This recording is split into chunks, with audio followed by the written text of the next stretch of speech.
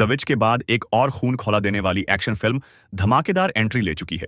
इस फिल्म को the which के डायरेक्टर पार्क हुन जंग ने डायरेक्ट किया है, इसलिए किरदार और कहानी दोनों ही उतने ही जबरदस्त और हिंसक हैं। कहानी घूमती है टायरेंट प्रोजेक्ट के इर्द गिर्द, जो एक सुपरह्यूमन जीन दवा पर आधारित है। तो चलिए शुरू करते हैं इस रोमांचक फिल्म की कहानी। सुबह सुबह पहाड़ों के जंगल में अचानक अजीब सी आवाज गूंजती है। जिज्ञासा के चलते एक आदमी देखने निकल पड़ता है। जैसे जैसे वो अंदर जाता है, सामने का नजारा देख उसकी रूह कांप उठती है। झाड़ियों में एक खौफनाक दैत्य छुपा हुआ है। आदमी घबराकर भागने लगता है, लेकिन वो जीव बिजली की तरह दौड़ता हुआ पलक झपकते ही उसे जमीन पर गिरा देता है। इस दैत्य के 3 हाथ थे और उसके शरीर में कई नलियां गड़ी हुई थीं। लगता था अब आदमी की जान नहीं बचेगी। तभी सुबह की पहली किरण उस दैत्य पर पड़ी। हैरानी की बात यह कि वह तेज रोशनी सह नहीं पाया और उसका शरीर जलने लगा। चीखते चिल्लाते वह अचानक फट गया और एक गंदी लाश में बदल गया। आदमी तो जान बचाकर निकल गया, लेकिन उसे पता ही नहीं चला कि उस दैत्य के कीटाणु उसकी आंखों में घुस चुके हैं। जिंदगी तो बच गई, मगर वह दिमागी तौर पर टूट गया। गांव में जाकर वह सबको अपनी कहानी सुनाता, लेकिन लोग उसे पागल समझने लगे। यह बात जल्द ही ओल्ड लिन के कानों तक पहुंची। वह एक पत्रकार बनकर गांव पहुंचा और इंटरव्यू करने लगा। महिला ने पैसे के लालच में खुशी खुशी जानकारी दे दी, लेकिन उस आदमी की हालत ऐसी थी कि वह कुछ भी सही नहीं बता पा रहा था। फिर लिन ने उसे एक वीडियो दिखाया जिसमें वही दैत्य था। यह देखते ही आदमी बेकाबू होकर कांपने लगा। साफ था कि उसने वही जीव देखा था। लिन ने तुरंत चश्मा उतारा और बैग से एक प्रोटेक्टिव मास्क निकाल लिया। असल में उस आदमी के शरीर में जो काला वायरस फैल रहा था, उसे टायरेंट कहते हैं। यह कोरिया की इंटेलिजेंस एजेंसी द्वारा बनाई गई एक गुप्त सुपर पावर दवा है, और पहाड़ पर दिखा दैत्य असल में उन्हीं के एक प्रयोग का नतीजा था। लेकिन चूंकि उसे अधूरा फॉर्मूला दिया गया था, इसलिए वह इतनी भयानक शक्ल में बदल गया। सबको पता है कि कोरिया पर न्यूक्लियर हथियार और मिसाइलों की कड़ी पाबंदियां हैं। इसी वजह से वहां के नेताओं ने एक खतरनाक आइडिया निकाला, एक ऐसा प्रोजेक्ट जिसे नाम दिया गया टायरेंट प्रोजेक्ट। इसकी निगरानी खुद एजेंसी चीफ डायरेक्टर चोई कर रहा था। उसका मानना था कि इंसान के शरीर की असली क्षमता को जगाकर सुपर सोल्जर्स बनाए जा सकते हैं, जो देश को ऐसी ताकत देंगे जो पहले कभी नहीं मिली। लेकिन जब टायरेंट प्रोजेक्ट बड़ी कामयाबी की कगार पर था और पहले सुपर सोल्जर बनने ही वाले थे, तभी एजेंसी के अंदर से गद्दार निकल आया। उसने न सिर्फ पूरे प्लान का राज खोल दिया, बल्कि अमेरिका की इंटेलिजेंस से मिलकर प्रोजेक्ट के सीक्रेट बेस पर जानलेवा हमला कर दिया। इस हमले में आखिरी कीमती सैंपल भी छिन गया। उसे ले जाने के लिए एक खास स्विस सेफ का इस्तेमाल किया गया। कहा जाता था कि इस तिजोरी को सिर्फ ओल्ड साई खोल सकता है, लेकिन कुछ समय पहले ही उसे टुकड़े टुकड़े कर मार दिया गया था। हालत ये थी कि अगर उसके टैटू न होते तो बेटी तक उसे पहचान नहीं पाती। अब तिजोरी खोलने वाला सिर्फ उसका बेटा लिटिल साई ही बचा था। इसीलिए डायरेक्टर ने अपने आदमी ये मोयोंग को उसे ढूंढने भेजा। उसने फायदे का लालच देकर लिटिल साई को इस मिशन में शामिल कर लिया, और सच में उसका नाम यूं ही मशहूर नहीं था। वो तेज, घातक और बेरहम था। अकेले ही उसने पूरे काफिले का सफाया कर दिया और सफलतापूर्वक टायरेंट सैंपल वापस ले आया। लेकिन मिशन पूरा होने के बाद धोखा हो गया। ये मोयोंग ने अपने आदमियों को कहकर लिटिल साई को बांध दिया और बांध से नीचे फेंक दिया ताकि सबूत तक मिट जाए। लेकिन किसे पता था कि बुरी तरह घायल होने के बावजूद वो नदी की तेज धार में चमत्कारिक रूप से बच निकलेगा, और साथ ही चुपके से वो आखिरी टायरेंट सैंपल भी अपने साथ ले आया। टेस्ट ट्यूब में रखी काली द्रव धड़कते हुए किसी जिंदा चीज की तरह कांप रही थी। साई सोच ही रहा था कि यहां से कैसे निकले। तभी उसे 2 गुंडे मिले जो एक लड़की को मारकर लाश फेंकने जा रहे थे। साई ने जमीन से एक टहनी उठाई और पलक झपकते ही एक गुंडे को वहीं मार गिराया। दूसरा जैसे ही गाड़ी से बाहर आया, साई तुरंत गाड़ी में बैठा और पूरी रफ्तार से उसे कुचलकर निकल गया। इसके बाद साई एक अंडरग्राउंड क्लिनिक पहुंचा ताकि अपने जख्मों का इलाज करा सके। लेकिन जब वो बेहोश था, तभी डॉक्टर ने एजेंसी को फोन कर दिया। दरअसल साई पर पहले ही इनाम घोषित था और उसे पकड़कर भारी रकम मिल सकती थी, मगर डॉक्टर को क्या पता था कि इनाम उसके लिए मौत बनकर आएगा। जैसे ही एजेंसी वाले ऑपरेशन रूम में घुसे, उन्हें अंदर कोई नहीं मिला। तभी अचानक एक सर्जिकल ब्लेड उनके गले पर टिक गई। दरअसल यही वही लोग थे जिन्होंने साई के पिता को मारा था। साई की आंखों में अब सिर्फ खून था। ये लोग अभी तक सोच रहे थे कि वो आसानी से साई को पकड़कर इनाम लेंगे, लेकिन अगले ही पल सबकी जान चली गई। अब साई को साफ हो गया कि हर कोई उसे मिटाना चाहता है, और हाथ पर हाथ धरे बैठने से बेहतर है कि खुद पहले हमला किया जाए।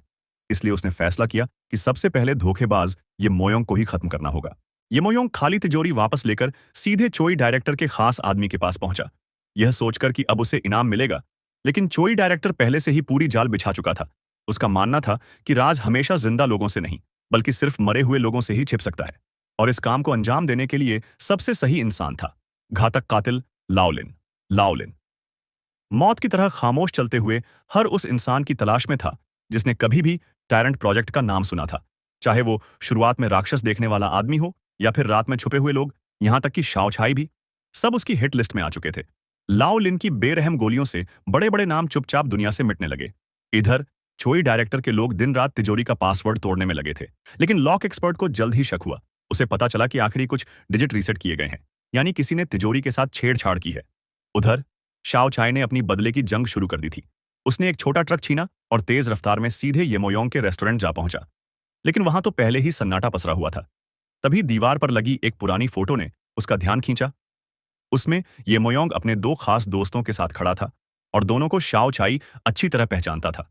गुस्से और बदले की आग में जलता शाओ चाई सीधे पहुंचा। हानाशियोंग के गोदाम पर गेट पर खड़े गुंडे ने उसे घुसने से मना किया।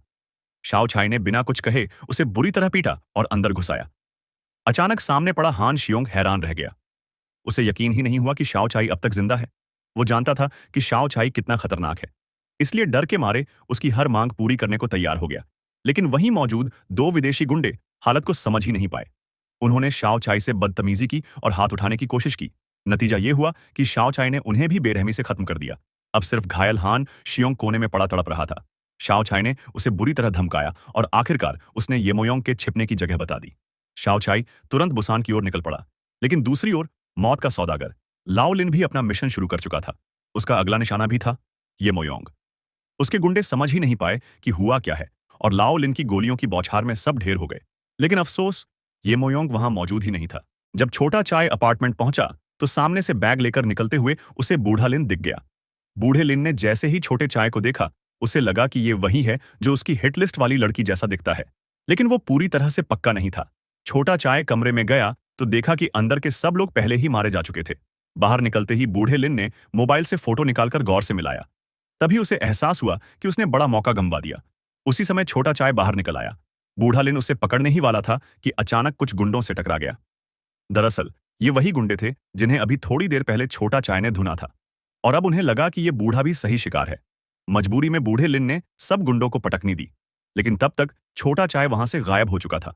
बूढ़ा लिन फिर धेमोयोंग के दूसरे साथी मोटू को ढूंढने गया ताकि उससे असली ठिकाने का पता लगाया जा सके। लेकिन मोटू ने छोटे चाय को चौंकाने वाली बात बताई। उसका असली दुश्मन धेमोयोंग नहीं बल्कि उसका ऊपर वाला यानी चोई डायरेक्टर है। और सिर्फ छोटा चाय ही नहीं, बल्कि धेमोयोंग और उसके लोगों को भी खत्म करने का हुक्म दिया गया था। लेकिन मोटू ये पूरी बात बताता इससे पहले ही गोलियों की बौछार हो गई और मोटू व उसके साथी वहीं ढेर हो गए। छोटा चाय जैसे ही दरवाजा खोलता है, उसके सिर पर पिस्तौल रखी मिलती है। वो बूढ़ा लिन था जो पीछे पीछे चला आया था। दोनों टॉप के हत्यारे भिड़े तो बराबरी की टक्कर रही और आखिरकार दोनों घायल हो गए। जख्म बांधने के बाद भी दोनों एक दूसरे से भिड़ने को तैयार थे कि तभी बूढ़े लिन को एक इमरजेंसी मैसेज मिला। धेमोयोंग सामने आ गया है। उसने छोटे चाय को सुझाव दिया कि जब दुश्मन एक ही है तो क्यों ना साथ मिलकर काम करें। ऐसे जो अभी तक खून के प्यासे दुश्मन थे, अब आधिकारिक तौर पर साथी बन गए। असल में धेमोयोंग को पता था कि अब उसके पास छिपने की कोई जगह नहीं बची, इसलिए वो खुद ही इंटेलिजेंस एजेंसी में शरण मांगने पहुंच गया। मगर यह खबर चोई डायरेक्टर के लिए खतरे की घंटी थी। अगर धेमोयोंग सच बोल देता तो अमेरिकी एजेंसी उसे छोड़ने वाली नहीं थी। वैसे भी उस बरसाती रात जब टायरेंट का सैंपल ले जाया जा रहा था और बीच रास्ते लूट लिया गया, उस घटना ने अमेरिका को गुस्से से भर दिया। इस ऑन ऑपरेशन के जिम्मेदार पॉल ने कसम खाई कि वो खुद मैदान में उतरेगा और हर हाल में सैंपल वापस लाएगा। उसने चोई डायरेक्टर से मुलाकात की और कहा कि सैंपल सौंप दो। लेकिन चोई डायरेक्टर जानता था कि अगर उसने इसे मान लिया तो इसका मतलब होगा कि उसने हथियार प्रतिबंध तोड़ा है और इससे पूरा देश खतरे में पड़ जाएगा। इसलिए उसने जी जान लगाकर टायरेंट प्रोजेक्ट से जुड़े सारे सबूत मिटा दिए। सबूत की कमी की वजह से पॉल चोई डायरेक्टर पर कुछ नहीं कर सका। मगर तभी धेमोयोंग की अचानक एंट्री ने हालात पूरी तरह पलट दिए। उसी रात जब धेमोयोंग को ले जाया जा रहा था, तभी रास्ते में एक रहस्यमयी आदमी ने उनका रास्ता रोक लिया। उसकी ताकत देखकर सब दंग रह गए। उसने नंगे हाथों से ही गाड़ी की छत फाड़ डाली और देखते ही देखते कार को ओपन जीप बना डाला। धेमोयोंग और चोई डायरेक्टर दोनों को बंदी बना लिया गया। जैसे ही काफिला आगे बढ़ा, छोटा चाय अपनी गाड़ी लेकर वहां पहुंच गया। लड़ाई का माहौल बन गया। पीछे से आती गाड़ी को देखकर कुछ गुंडे पीछे रुक गए ताकि रास्ता रोक सकें। तभी बूढ़े लिन ने सिर्फ 2 गोलियों में उन्हें ढेर कर दिया। पॉल ने एक नजर में पहचान लिया कि ये कार उसी खतरनाक हत्यारे बूढ़े लिन की है। उसने तुरंत अपनी एक एलिट टीम को रोकने भेजा। तभी सामने से वो रहस्यमयी आदमी आया और अपनी अद्भुत ताकत से दौड़ती कार को रोक दिया। फिर हल्के से धक्का देकर उसे 100 मीटर दूर फेंक दिया। साफ था कि ये इंसान नहीं है।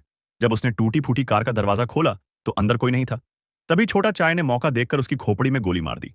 लेकिन उसने सुपर सोल्जर की ताकत को कम आंका। छोटा चाय जैसे ही बूढ़े लिन को ढूंढ रहा था, तभी पीछे से वही आदमी जिंदा खड़ा हो गया। उसने छोटे चाय को चूजे की तरह पकड़ लिया और उसकी सांसें रुकने लगी। छोटा चाय ने झट से चाकू निकाला, लेकिन उसका कोई असर नहीं हुआ। अगले ही पल उस आदमी के मुक्के से छोटा चाय कई मीटर दूर जा गिरा। उसकी जान पर बनाई थी कि तभी बूढ़ा लिन ने गोलियों की बौछार कर दी और सुपर सोल्जर का सिर उड़ा दिया। लेकिन उसी समय छोटे चाय का चेहरा दर्द से मरोड़ने लगा। उसने शर्ट हटाई तो देखा कि जख्म से काला तरल उसके शरीर में समा रहा था। उसके हाथ में टूटा हुआ टेस्ट ट्यूब देखकर बूढ़ा लिन दंग रह गया। असली टायरेंट का सैंपल तो छोटे चाय के पास ही था। हैरानी की बात यह थी कि टायरेंट उससे जुड़ने के बाद भी वो पागल नहीं हुआ, न ही उसके शरीर में कोई बदलाव आया। दोनों ने ठान लिया कि पहले पॉल और धेमोयोंग को निपटाएंगे, फिर बाद में आपस में आखिरी लड़ाई होगी। उधर पॉल अपने सैनिकों को लेकर नेशनल इंटेलिजेंस हेडक्वार्टर में घुस गया। दूसरा सुपर सोल्जर तो जैसे मौत का देवता बन गया। गोलियों का उस पर कोई असर नहीं और सिर्फ एक कसाई के चाकू से ही उसने दर्जनों गार्ड्स का सफाया कर दिया। फिर तालेबाज ने बड़ी मशक्कत के बाद आखिरकार तिजोरी खोल दी। पॉल ने झपट कर देखा तो अंदर सैंपल पहले ही गायब था। यह देखकर चोई डायरेक्टर भी चौंक गया। सबकी नजर धेमो योंग पर टिक गई, लेकिन उसे भी कुछ समझ नहीं था। पॉल को यकीन था कि यह सब चोई डायरेक्टर की चाल है। उसने धेमो योंग पर दबाव डालने के लिए उसके आदमियों को मारना शुरू कर दिया, लेकिन चोई डायरेक्टर ने साफ कहा, सबको मार डालो, फिर भी मैं नहीं जानता कि सैंपल कहां है। तभी धेमो योंग को अचानक याद आया, वो छोटा चाय ही था जो इतनी आसानी से सैंपल गायब कर सकता था। इसी बीच छोटा चाय और बूढ़ा लिन भी वहां पहुंच गए। जैसे ही वे हॉल में दाखिल हुए, सामने सबसे ताकतवर सुपर सोल्जर खड़ा था। छोटा चाय अभी उसकी असली ताकत से अनजान था और पल भर में वो बुरी तरह पिटने लगा। बूढ़ा लिन अंदर घुसा, जैसे नरक का फरिश्ता धरती पर उतर आया हो, और बेरहमी से हर एक जान ले रहा था। कुछ ही देर में पॉल के सभी सैनिक खत्म हो गए। पॉल सोच रहा था कि चोई डायरेक्टर शायद उस पर हाथ नहीं डाल पाएगा, लेकिन अगले ही पल बूढ़ा लिन ने ट्रिगर दबा दिया। छोटा चाय और सुपर सोल्जर की लड़ाई लगातार जारी थी। जब सामने ऐसा ताकतवर विरोधी खड़ा हो, तो टायरेंट की शक्ति छोटे चाय के शरीर में पूरी तरह फूट पड़ी और हालात पल भर में बदल गए। लड़ाई जैसे ही चरम पर पहुंची, मैदान हॉल से छत तक फैल गया। छोटे चाय की मौजूदगी ने सबको चौंका दिया। यही था वो टायरेंट जिस पर सालों शोध किया गया था। दोनों का शरीर असाधारण था। इसे बस पागलपन कहकर भी कम बताया जाएगा। अब केवल हाथ पांव से लड़कर शायद ही कोई मर सके, इसलिए दोनों ने हथियार निकाल लिए।